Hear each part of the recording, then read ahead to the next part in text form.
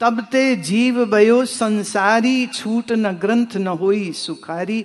बोले इसी वजह से ये जीव संसारी हो गया। था तो ये सच्चिदानंद स्वरूप, पर बन गया संसारी। और अब इसकी ग्रंथि जब तक टूटेगी नहीं तब तक ये सुखी होगा नहीं। ये सुखी कब होगा? जब ये जड़ चेतन की ग्रंथि तुम्हारी टूट जाएगी। मैं देह इंद्रिया मन बुद्धि नहीं हूं, ये जानना और अनुभव से अपने आप को सच्चिदानंद स्वरूप जानना, ये ग्रंथि का टूटना है। तो आपके परम सुख की गारंटी इस ग्रंथि के टूटने में है प्यारे। श्रुति पुराण बहु कहो उपाई, छूट न अधिक अधिक अरुझाई। श्रुतियां पुराण बहुत कुछ कहती हैं कि ये करो ये करो ये करो जिससे तुम्हारी ये ग्रंथियां छूटे, लेकिन ये सुनने वाला श्रोता ऐसा मूड है तो और उलझ जाता है। जैसे मैंने कहा ना, गीता के श्लोक का इस्तेमाल करके संसार की अंधाधुंध दौड़ लगा रहा है और कहेगा श्री कृष्ण ने ऐसा करने को कहा, तो यह ज्यादा उलझ गए कि नहीं। हमारे बहुत परम पूज्य एक महात्मा का ये कहना है, वो कहते ज्ञान 3 प्रकार का होता है। ध्यान से श्रवण करो इसको। ज्ञान 3 प्रकार का होता है, राहु का, बुध का, गुरु का। 3 ज्ञान। राहु वाला ज्ञान क्या होता है? जैसे आजकल बहुत लोग गूगल से, यूट्यूब से, व्हाट्सएप से ज्ञान लेकर गीता उपनिषद योग आदि आदि आदि, बौद्ध धर्म जैन धर्म, ये सब यूट्यूब में जो कुछ मिल जाता है वो सुनते हैं और फिर उनको अभिमान होता है, गर्व होता है, दंभ करते हैं कि मुझे ये सब कुछ आता है। ये सबसे खतरनाक, इसको हम कहते हैं राहु वाला ज्ञान। दूसरा है बुद्ध वाला ज्ञान। बुद्ध मतलब मर्क्यूरी। बुद्ध का ज्ञान क्या है? पढ़ता है, किताबें पढ़ता है, बहुत किताबें पढ़ता है, बहुत किताबें पढ़ता है।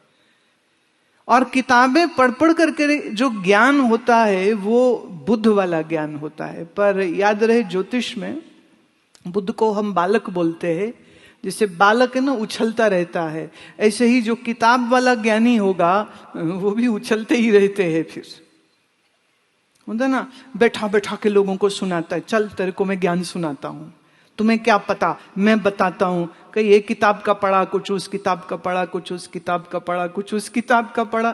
तो ये है बुद्ध का ज्ञान। पहला ज्ञान राहु का, दूसरा बुद्ध का, तीसरा है गुरु का ज्ञान। गुरु माने बृहस्पति। जब किसी महात्मा के श्री चरणों में बैठ करके श्रद्धा पूर्वक, वैराग्य पूर्वक, विवेक पूर्वक ज्ञान श्रवण करता है, और ख्याल करना नीचे बैठ करके गुरु को महान समझ के वैराग्य के साथ ज्ञान श्रवण करना आसान काम नहीं है। इसलिए लोगों को YouTube से सुनना अच्छा लगता है, वह हमारी ऐप से भी ज्ञान सुन लेते हैं, बड़े खुश होते हैं। लेकिन सन्मुख होए जीव मोहे जब ही, श्री राम कहते हैं रामायण में कि जब ये जीव मेरे सन्मुख होता है तब ही उसका ताप पाप छूटता है। जब तक मेरे सन्मुख ही नहीं होगा तब तक पाप ताप से छूटेगा कैसे? ऐसे ही गुरु के सन्मुख नहीं हुए, गुरु के चरण में नहीं बैठे, गुरु की सेवा नहीं किया, गुरु से प्रेम नहीं किया, गुरु के नेत्रों में झांकते हुए ज्ञान श्रवण ही नहीं किया, तो उसको क्या पता इस ज्ञान की महिमा क्या है। पर जो इस प्रकार करते हैं उनके ज्ञान को हम बृहस्पति का ज्ञान बोलते हैं। और ये जो बृहस्पति वाला ज्ञान है, ये ही हमको मोक्ष फलदायी होता है, आत्मनिष्ठा फलदायी होता है, ब्रह्म स्वरूप का बोध देता है। तो राहु का ज्ञान नहीं, राहु वाला ज्ञान नहीं, बुद्ध वाला ज्ञान नहीं, बृहस्पति वाला ज्ञान लेना चाहिए।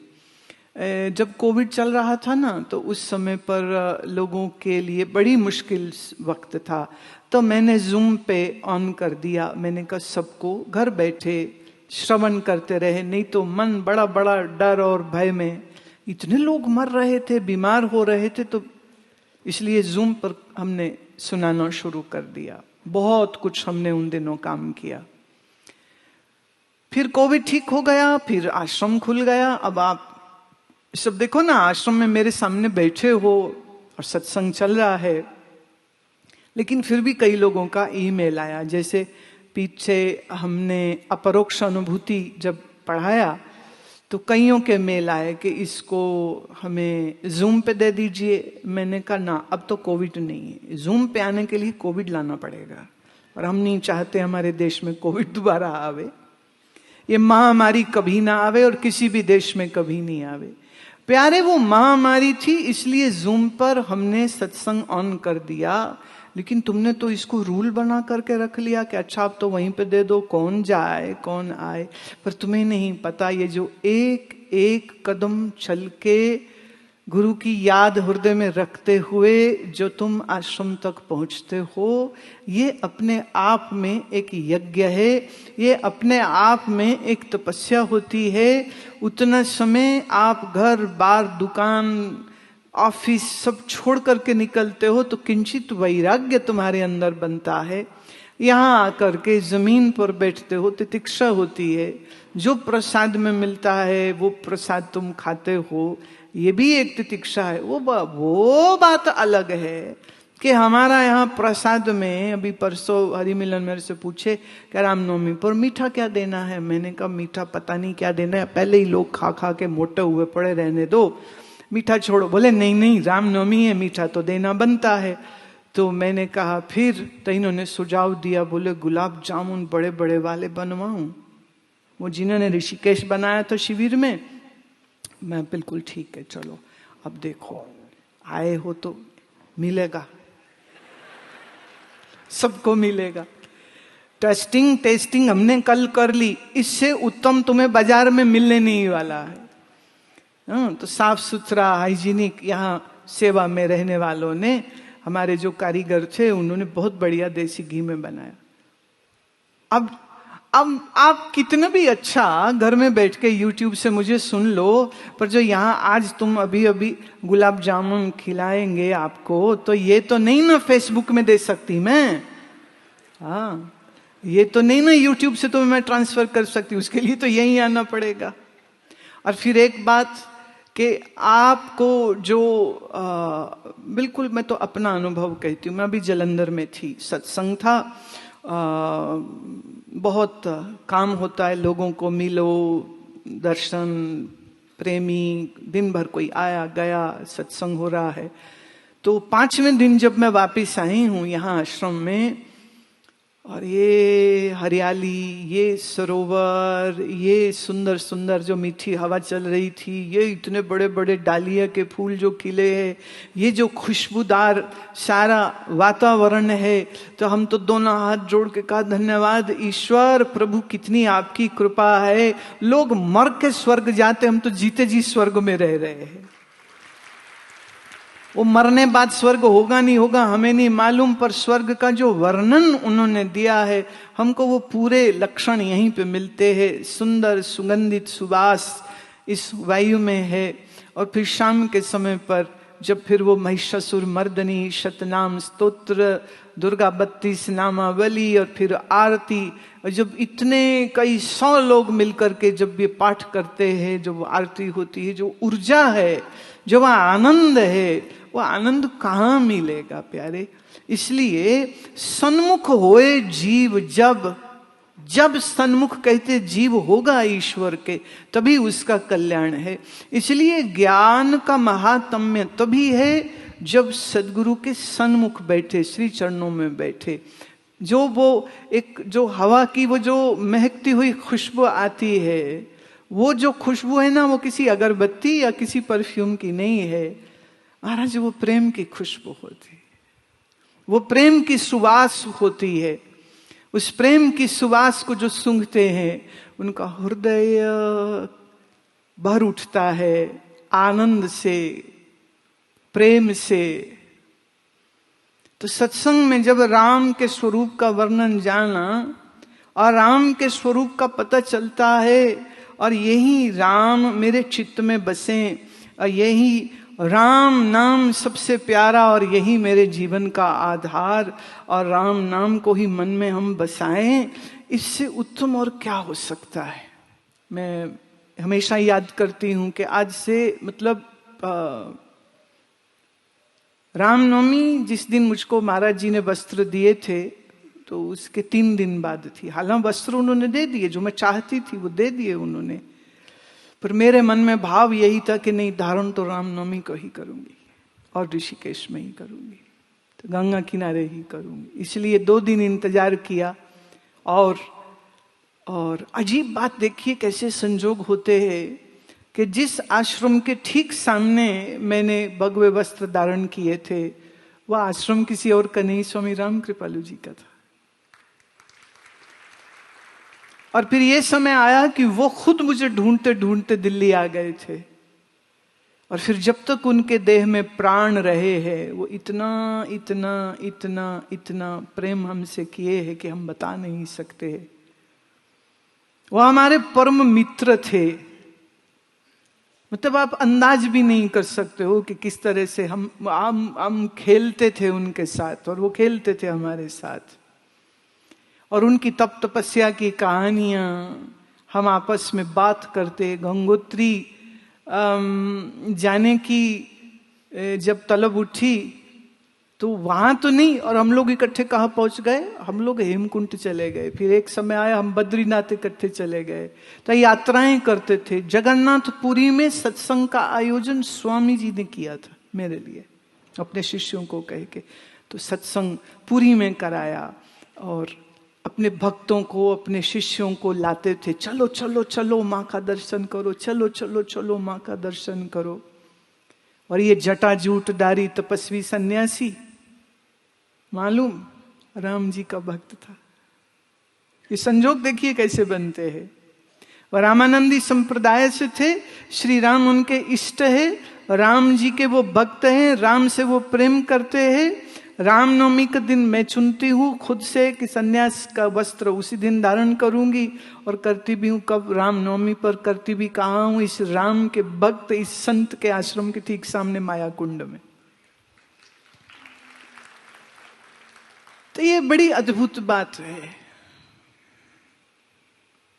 मतलब हम अब क्या कहें, जीवन एक चमत्कार नहीं तो और क्या है। जीवन में ईश्वर ऐसी ऐसी घटनाएं हमको दिखाते हैं, ऐसी ऐसी घटनाएं दिखती हैं तो लगता है कि अरे वाह, हम क्या करेंगे, खेल तो उसका चल रहा है, वो खिला रहा है, उसी ने इच्छा दी थी और वही सब कुछ कराता है। करनहारा वही है, कर भी वही रहा है।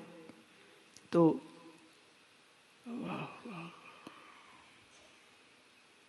उस अजन्मे का जन्म है।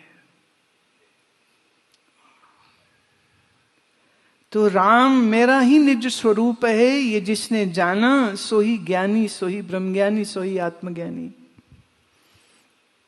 और जब तक राम को अपने से भिन्न सिर्फ ईश्वर जाना तो तुम भक्त हो, कोई बात नहीं, करते रहो, खूब खूब भक्ति करो, खूब खूब राम नामी कीर्तन करते रहो। पर सच यही है, आज नहीं कल जब तुम रामचरितमानस पढ़ रहे होगे तब वहां पर ये बात स्पष्ट आ ही जाएगी। कहीं तो घंटी बज जाएगी ना मन की। गोस्वामी जी कहते जाने बिन होए नहीं प्रतीति। जब तक जानोगे तब तक उस विषय की प्रतीति नहीं होती। तो जाने बिन होए नहीं प्रतीति, पर बिन प्रतीति नहीं होवे प्रीति। और जिसकी प्रतीति नहीं हो रही तुम उससे मोहब्बत कैसे करोगे, प्रीति कैसे करोगे।